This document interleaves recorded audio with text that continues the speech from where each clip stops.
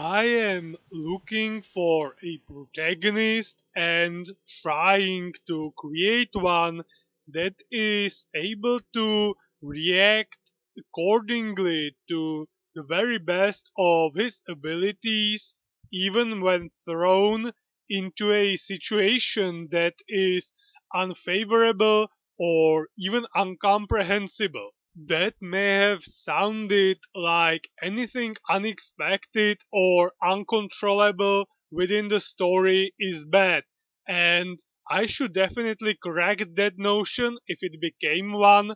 It's fine for the story to throw a curveball at the protagonist, just the frequency and his reaction should not make me want to quit reading, and not just that story in particular, but reading in general. A protagonist freezing in every situation, always needing someone else to explain what's happening and hold his hand just isn't very appealing to me.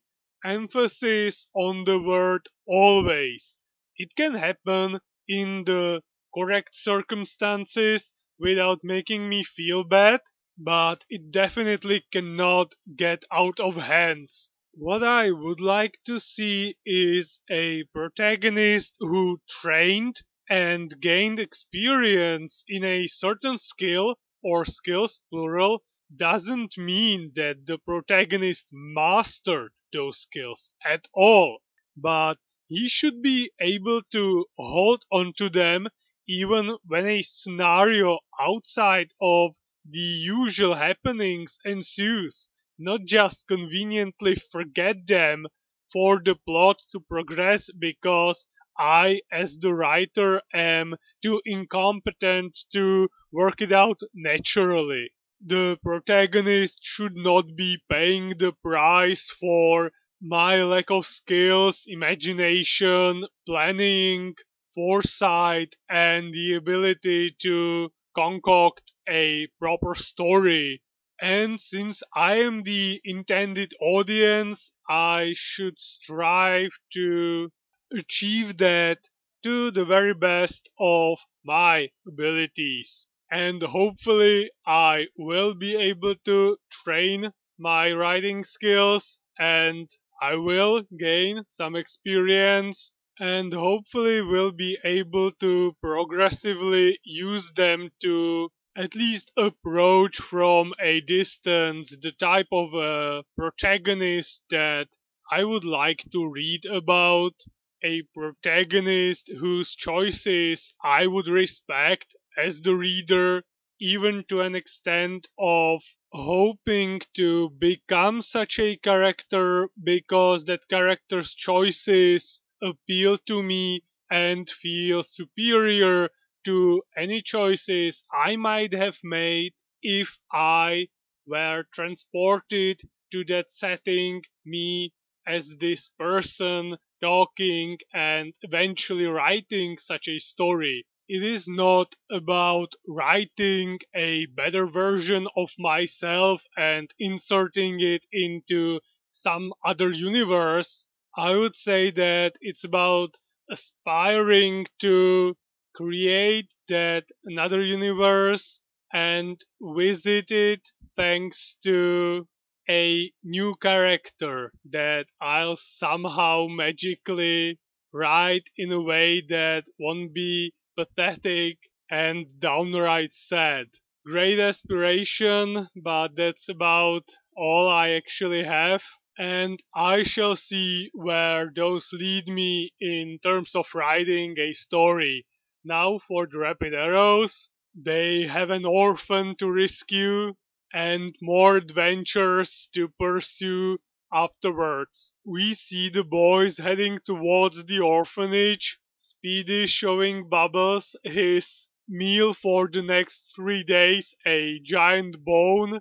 But when they arrive, they find out that the leader of the whole 16 issued a ban on visits to the boys of that hall because according to him they were disobedient, and this was one of their punishments. Now they need to establish communication, but that will require some creativity. The rapid arrows figure out that they'll throw a paper ball into the window of the boys in the hall 16, and hopefully they'll be able to at least write somehow to each other.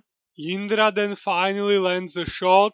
The boys notice the rapid arrows underneath their windows, and they first show them a sign saying that they can't shout outside or go outside, so they'll send the rapid arrows a ladder lowered on a thin rope. From the letter they learn that the tyrant is practicing well tyranny while he himself reaches for others to drink water by banning anyone from the whole 16 from going outside or accepting visits, but he himself is drinking wine by disappearing from the hall for long hours, somehow dodging the security guard outside of the orphanage. And thus the boys of the Hall 16 ask the Rapid Arrows to somehow investigate what Tyrant is doing outside and maybe find some dirt on him so they can present it to the director and dethrone the tyrant. So the Rapid Arrows accept, write down a reply using Speedy's back as a table, and they will guard the outside wall of the orphanage to check on Tyrant and his escape route, hopefully finding some evidence of his outings. They do that on a rotation, and finally Yarka sees the Tyrant approaching from the outside, unseen by anyone inside of the orphanage, and follows him behind a corner, wondering if the boy is going to jump across the wall, but no, there is a hole in the wall, and the tyrant slips through without anyone's knowledge. He follows him into the orphanage's yard and is apprehended by their gardener, who at first suspects him of being a thief, but is then convinced that Yarka was following one of the boys who would use a literal hole in the wall to escape the orphanage even outside of the allowed outings hours that the orphanage had set up. The gardener leads Yarka to the director, where Yarka gives him the report. The director agrees to summon the tyrant and interrogate him. This is Yarka's solo play because the rest of the club is still waiting outside, so he has to do his very best to prove that the tyrant actually did escape on more than one occasion. When tyrant denies the accusation, Yarka points to some spikes from thistles that grow around that hole on his sweater, and finally, after the previous leader gets his position back, he explains the director what they were actually trying to create: a club that promotes friendship, discipline, honor, courage, and kindness towards others. The director eats a humble pie, saying that if he knew what kind of a society or a club they were trying to create or planning to create, he would have agreed on the spot.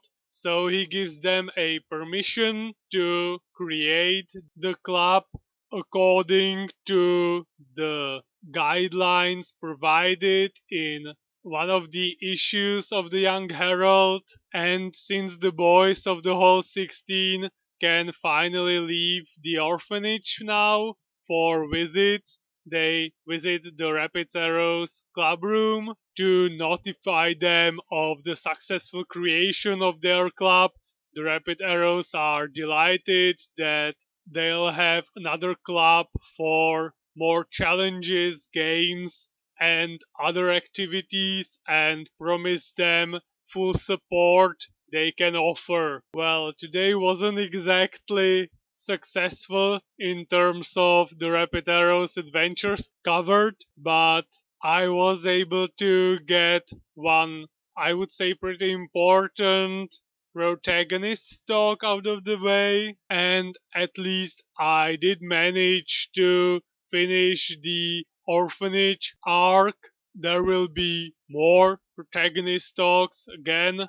Every time I feel I'm almost out of things to say about that particular topic, I always find out some new incomprehensible thing to ramble about, and I should really up my game in terms of the Rapid Arrows adventures, since I still have about 200 pages more to go through. Maybe I'll even have to upload 3 videos a week instead of just 2, but for today, for now, I'm done, and well, I'll come back to these two things in the next video.